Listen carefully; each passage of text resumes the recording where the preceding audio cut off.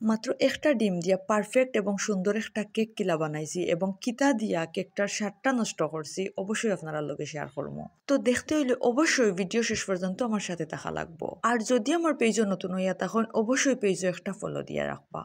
Hello everyone, আসসালামু আলাইকুম। কিতা অবস্থা সবর? আশা করি ভালো আছেন, আমিও আল্লাহর রহমতে ভালো আছি। তো ওয়েলকাম সবরে আমার পেজও এবং আমার ব্লগও। আশা করি ভিডিওটা দেখবা এবং যদি ভালো লাগে অবশ্যই লাইক কমেন্ট শেয়ার দিয়া আমার পাশে থাকবা।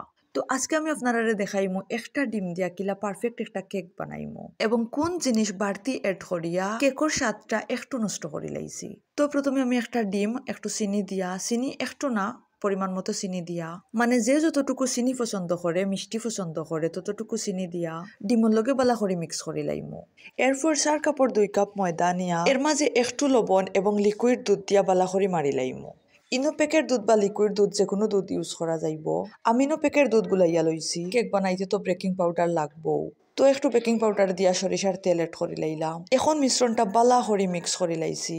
মিশ্রণটা যত বেশি পারফেক্ট হইব কেকটা তত বেশি সুন্দর হইব। চিনি এবং ডিম বালা করে মিক্স করছি, এর মাঝে 2-4 মিনিট রাখি দিছিলাম করে চিনিটা পুরা গলি গেছে।